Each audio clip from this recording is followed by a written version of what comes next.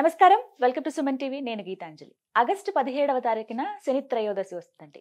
నిజానికి ఈ మాసంలో 2 శని త్రయోదశులు ఉన్నాయి. అయితే 17వ తారీఖున ముందుగా మనకి శని త్రయోదశి వస్తుంది కాబట్టి ఆ రోజున ప్రత్యేకించి వారి జాతకంలో శని ప్రభావం ఉన్నవాళ్ళు ఎటువంటి పూజలు చేసుకోవాలి, ఎటువంటి పరిహారాలు చేసుకుంటే ఆ ప్రభావం తగ్గుతుంది, ఈ వివరాలు ఇవాళ వీడియోలో తెలుసుకుందాం. వివరించేందుకు ప్రస్తుతం మనతో పాటు ప్రముఖ జ్యోతిష్యులు బ్రహ్మశ్రీ నందిబట్ల శ్రీహరి శర్మ గురువు గారు ఉన్నారు. వారితో మాట్లాడి పూర్తి వివరాలు తెలుసుకుందాం. గురుగారు నమస్కారం అండి. వాగర్థావివ సంపృక్తౌ వాగర్థ ప్రతిపత్తయే జగతః పితరౌ వందే పార్వతీ పరమేశ్వరౌ. సదాశివ సమారంభాం శంకరాచార్య మధ్యమాం అస్మదాచార్య పర్యంతం వందే గురు పరంపరాం. ఆదిత్యాయ చ సోమాయ మంగళాయ బుధాయ చ గురు శుక్ర శనిభ్యశ్చ రాహవే కేతవే నమః. శృంగేరి పీఠాధిపతులకి, కంచి పీఠాధిపతులకి నమస్కారములు తెలియజేసుకుంటూ కార్యక్రమాన్ని ప్రారంభిద్దాం. గురుగారు, ఆగస్టు 17వ తారీఖున శని త్రయోదశి. సాధారణంగా జాతకాల్లో చూస్తూ ఉంటాం, ఏదో ఒక రకంగా శని ప్రభావం ఉంటుంది. ప్రస్తుతం కుంభరాశి వారికి ఏలనాటి శని ఉంది. అలాగే కంటక శని, అష్టమ శని, అర్ధాష్టమ శని ఇలా వింటూ ఉంటామండి. కంటక శని అంటే ఏంటి, ఏ రాశి వారికి ఉంది, వారు ఎటువంటి పరిహారాలు చేసుకోవాలి, వివరిస్తారా? కంటకములు అని అంటే జ్యోతిష శాస్త్రం ప్రకారము కేంద్రములమ్మ. అంటే 1, 4, 7, 10 స్థానాలు జన్మ రాశి నుంచి అవి కంటక స్థానాలు. ఒక్కొక్క రాశికి అది ప్రభావితం పెరుగుతూ ఉంటుంది. అంటే 1వ రాశి వారి కంటే 4వ స్థానము బలమైంది, 4వ స్థానం కంటే 7వ కేంద్ర స్థానం బలమైంది, 7వ కేంద్ర స్థానం కంటే 10వ కేంద్ర స్థానం బలమైంది. కాబట్టి ఈ 10వ కేంద్ర స్థానం బలమైనటువంటి దాన్ని కంటక దోషముగా చెప్పబడుతుంది. అంటే దీన్ని శని ప్రభావం ఉన్నటువంటి రాశులుగా చూసుకోవాలి. అయితే శని సంచారం చేస్తున్నటువంటి రాశిని అనుసరించి శని దోషం ఏ రాశిలో వారికి ఉందో మనకు చెప్పడం జరుగుతుంది. ఈ శని కుంభరాశిలో సంచారం చేస్తున్నాడు కాబట్టి వృషభ రాశిలో జన్మించినటువంటి వారికి ఈ యొక్క కంటక శని దోష ప్రభావం చాలా అధికంగా ఉంటుంది.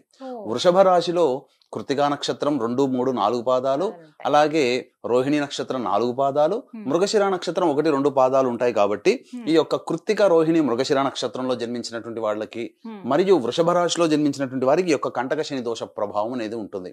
అంటే కంటకము అని అంటే మనకు బాగా అర్థం తెలవాలంటేనమ్మా, కాలిలో ముళ్ళు గుచ్చుకుంటే ఒక్కొక్క అడుగు ఎంత బాధగా వేస్తామో ఈ యొక్క కంటక శని దోష ప్రభావం ఉన్నటువంటి గురైనటువంటి రాశి వాళ్ళు చేసే ప్రయత్నంలో అంత ఇబ్బందులు ఎదుర్కొంటారని మనకు శాస్త్రం చెప్పబడుతుంది. నిత్య జీవితంలో వారు చేసే ప్రతి పనిలోనమ్మా.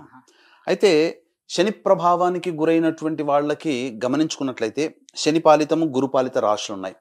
వృషభ రాశి శని పాలితంలో వస్తుంది కాబట్టి ఈ శని పాలితంలో ఉన్నటువంటి వాళ్ళకి ఏంటంటే ప్రధానంగా కొంతవరకు ఇబ్బందులు తగ్గుతాయి.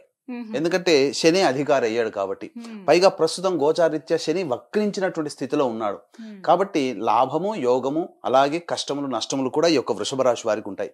ముఖ్యంగా పాపగ్రహాలైనటువంటి శని, కుజ, రవి, రాహుకేతులు వీళ్ళు ప్రధానంగా ఏంటనంటే తాము ఉన్నటువంటి రాశి కంటే తాము ఏ రాశిని వీక్షిస్తాయో, ఏ భావాన్ని వీక్షిస్తాయో ఆ భావానికి కీడు చేస్తాయి. ముఖ్యంగా గమనించుకుంటే ఈ యొక్క శని కుంభరాశిలో ఉండి తృతీయ స్థానముతో వృషభ రాశి వారికి 12వ స్థానాన్ని, అలాగే చతుర్థ స్థానాన్ని మరియు సప్తమ స్థానాన్ని వీక్షణ చేస్తున్నాయి. కాబట్టి ఈ యొక్క రాశులు అనగా ఈ యొక్క భావాలు ఇంపాక్ట్ అవుతాయి శని ప్రభావం వల్ల అని చెప్పబడుతుంది. గురువు గారు, కంటక శని ఇప్పుడు ఏళ్ళనాటి శని అంటే 7.5 సంవత్సరాలు ఉంటుంది. మరి కంటక శని ఎన్ని ఏళ్ళు ఉంటుంది? 2.5 సంవత్సరాల పాటు ఉంటుంది. ప్రస్తుతం శని భవిష్యత్తులో అనగా వచ్చే సంవత్సరం ఫిబ్రవరిలో మారుతున్నాడు కాబట్టి ఇంకా ఈ సంవత్సరం 2024 సంవత్సరం మొత్తం కూడా కంటక శని ప్రభావం ఈ యొక్క వృషభ రాశి వారికి ఉంటుంది. కాబట్టి సంబంధించినటువంటి పరిహారాలు గనక పాటించుకుంటే మిగిలిన కాలం ఏదైతే ఉంటుందో అది కాస్త ఆనందదాయకంగా మనము కష్టపడుతున్నప్పటికీ దాని యొక్క సంపూర్ణమైనటువంటి ఫలితాన్ని పొందుతాం. అయితే వృషభ రాశి వారికి కంటక శని ఉందంటున్నారు కాబట్టి వారు ప్రత్యేకించి ఈ 17వ తారీఖున వస్తున్నటువంటి శని త్రయోదశి రోజున ఎటువంటి పరిహారాలు చేసుకోవాలండి? పరిహారాలు చేసుకోవాలి ఖచ్చితంగా. ఎందుకనంటే మనం అనారోగ్యం చేస్తే డాక్టర్ని ఎట్లా సంప్రదిస్తామో మన గోచార రీత్యా, మన జాతక రీత్యా వచ్చేటువంటి సమస్యలకి ఖచ్చితంగా పరిహారాలు చేసుకోవాలమ్మా. ప్రతి మానవుడు చేసుకోవాల్సిందే. ప్రతి మతంలో కూడా ఉన్నాయి. కేవలం మనం ఏదో మూఢనమ్మకంగా మనం చెప్పట్లేదు. కాకపోతే ఈ పరిహారాలు చేసుకునేటువంటి ముందు ఏ ప్రభావితంగా, ఏ విధంగా ప్రభావితం అవుతాయి వృషభ రాశి వారికి తెలుసుకుందాం. ముఖ్యంగా శని దశమ స్థానంలో ఉన్నాడు కాబట్టి దశమం అంటే ఏం చెప్తుందమ్మా? వృత్తి, ఉద్యోగము, వ్యాపారము, కీర్తి ప్రతిష్టలు, ముఖ్యంగా చేసేటువంటి ప్రయత్నం. ప్రతి మనిషి రోజు ఏదో ఒక ప్రయత్నం చేస్తాడు కాబట్టి ఆ ప్రయత్నంలో ఏదో ఒక రకంగా ఆ ప్రయత్నంలో లాభం కలగాలి. ఈ యొక్క శని అనుగ్రహాన్ని పొందే ప్రయత్నంలో భాగంగా చూసుకున్నట్లయితే ఇక్కడ ముఖ్యంగా చతుర్థ స్థానం, సప్తమ స్థానం, ఏ స్థానం ఇంపాక్ట్ అవుతుంది. చతుర్థం ఏం చెప్తుంది? గృహము, స్థిరాస్తులు, అలాగే తల్లికి సంబంధించింది, వాహనానికి సంబంధించింది, ముఖ్యంగా సంతృప్తి, ఇక్కడ ఇవన్నీ కూడా లింక్ అవుతాయమ్మా. అంటే ఈ ప్రయత్న స్థానంలో ఉండి వృషభ రాశి కాబట్టి ఈ లింకప్ అనేటువంటిది ఏ విధంగా ఉంటుందో మనం తెలుసుకుందాం. ఇక్కడ చతుర్థం సంతృప్తి, అంటే ఏ ప్రయత్నం చేసినా ఆ ప్రయత్నంలో లాభం కలిగితే సంతృప్తి కదా. ఆ ప్రయత్నం కేవలం 7th కూడా లింక్ ఉందన్నమాట ఇక్కడ. అంటే వృషభ రాశికి 7వ స్థానాన్ని చూస్తున్నాడు. అంటే ఏంటి? 7వ స్థానం భాగస్వామి, జీవితాన్ని పంచుకుంటే జీవిత భాగస్వామి, వ్యాపారాన్ని పంచుకుంటే వ్యాపార భాగస్వామి, లేదా మనం ఎవరితో కలిసి పని చేస్తుంటామో వాళ్ళతో వచ్చేటువంటి ఇబ్బందులు, సమస్యలు, అలాగే మంచి చెడు, ఇవన్నీ కూడా మనం చెప్పవచ్చు. కాబట్టి ఒక మనిషి ప్రయత్నం చేస్తున్నాడు. అలాగే ఇక్కడ 12వ స్థానం అని అంటే ఏంటి? నిద్ర, శయ్యాసుఖము, అలాగే ఖర్చులు, అలాగే దూర ప్రాంత ప్రయాణాలు, చేసే ప్రయత్నంలో ఆటంకాలు, ఇవన్నీ సూచిస్తాయి. కాబట్టి ఈ వృషభ రాశికి దశమ స్థానంలో శని సంచారం చేస్తూ తృతీయ, సప్తమ, దశమ దృష్టితో ఈ స్థానాలు వీక్షణ చేస్తున్నాడంటే ఈ ప్రయత్నానికి ఇవన్నీ కూడా ఇంటర్లింక్ అమ్మా. అంటే ఒక ప్రయత్నం చేస్తున్నాడు అని అంటే ఎదుటి వాళ్ళతో లింక్ ఉంటుంది. ఆ ప్రయత్నంలో లాభాన్ని కూడా పొందాలి. ఆ లాభాన్ని సూచించేటువంటిది వ్యయస్థానం, లాభము నష్టము. అలాగే ఆ ప్రయత్నం ద్వారా కలిగేటువంటి సంతోషము, సంతృప్తి చతుర్థ స్థానం, ఇవన్నీ కూడా ఇంపాక్ట్ అవుతాయి. కాబట్టే కంటక శని దోష ప్రభావం వృషభ రాశి వారికి ఇబ్బందిగా ఉంటుంది. కాబట్టి ముఖ్యంగా గమనించుకున్నట్లయితే వీక్షించేటువంటి ప్రేక్షకులు ఈ యొక్క 17వ తారీఖు రోజున ఈ యొక్క శని త్రయోదశి మనకు ఉదయం 8:03 ప్రారంభమవుతుందమ్మా.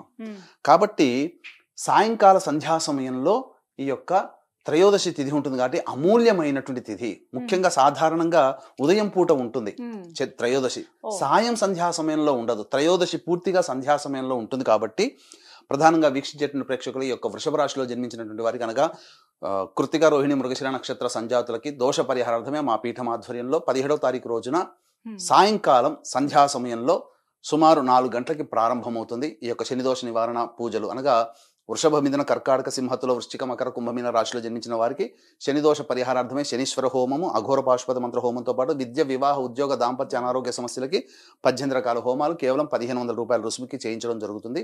అలాగే సంవత్సరం పొడుగుతా ఒక్కొక్క క్షేత్రంలో మా ఆధ్వర్యంలో జరిగేటువంటి కార్యక్రమాల్లో మీ కుటుంబ సభ్యుల గోత్రనామాలు నమోదు చేసుకోవచ్చు. అవకాశం ఉన్న వాళ్ళు కార్యక్రమం తదనంతరం కాంటాక్ట్ చేయండి. ఇక పరిహారాల్లో భాగంగా ముఖ్యంగా ఈ యొక్క వృషభ రాశిలో జన్మించినటువంటి వారు పరిహారాల్లో భాగంగా ఏం చేయాలనంటే ఉదయం పూట ఎట్లాగా ఉంది కాబట్టి ఆ రోజున ఉపవాస నియమాన్ని పాటించండి. ఉదయం నుంచి ముఖ్యంగా ఉదయం 8 గంటల తర్వాత త్రయోదశి తిథి ప్రారంభమవుతుంది. కాబట్టి శనివారం రోజున ఎట్లాగో 7:52 వరకు దుర్ముహూర్తం ఉంటుంది. 8:03 ద్వాదశి వెళ్ళిపోయి త్రయోదశి వస్తుంది. కాబట్టి రావి చెట్టు, నవగ్రహాలు, శివాలయం లేదా శివాలయం, నవగ్రహాలు ఉన్నటువంటి దేవాలయానికి వెళ్ళండి. వెళ్ళిన తర్వాత ముఖ్యంగా ఈ రావి చెట్టు చుట్టూ శివాయ నమః అంటూ 27 ప్రదక్షిణలు చేసి ఉత్తరం వైపు ఫేస్ పెట్టి శివ అష్టోత్తరం 3 సార్లు పారాయణం చేయమని చెప్పండి. చేసిన తర్వాత నవగ్రహాల దగ్గరికి రావాలి. నవగ్రహాల దగ్గరికి వచ్చిన తర్వాత అప్పుడు నవగ్రహాల చుట్టూ మళ్ళీ శివాయ నమః అంటూ 27 ప్రదక్షిణలు చేసి శనీశ్వరుడు ఉంటాడు కదా ఎలాగో, ఆ శనీశ్వరుడి దగ్గర అనగా శనీశ్వరుడు అనకూడదని అంటారు కొంతమంది శాస్త్రం ప్రకారం. శనైశ్చరుడి దగ్గర ఇనుప ప్రమిద తీసుకుని ఆ ఇనుప ప్రమిదలో నల్ల నువ్వుల నూనె వేసి నల్లటి ఒత్తి, మనకు ఆ నల్లటి వస్త్రాన్ని కొద్దిగా కట్ చేసి ఇలా నలిపేస్తే ఒత్తిలాగా తయారవుతుంది. ఆ నల్లటి వస్త్రంతో దీపారాధన చేసి నువ్వుల నూనెతో శనైశ్చరుడికి నమక మంత్రంతో కానీ లేకపోతే ఓం శివాయ నమః లేదా శనైశ్చరాయ నమః అనుకుంటూ మనసులో అనుకుంటూ అభిషేకం చేసి అన్నము, నల్ల నువ్వులు కలిపిన ముద్ద నైవేద్యంగా పెట్టి ఆ 8 ముద్దలు నైవేద్యంగా పెట్టాలమ్మా. పెట్టి ఆ నైవేద్యంగా పెట్టిన తర్వాత మీకు వీలైతే ఆ రావి చెట్టు ఒక డొప్పలలో పెట్టి రావి చెట్టు మొదట్లోనైనా పెట్టండి, లేదా ఏదైనా పిట్టగోడ మీదైనా పెట్టండి.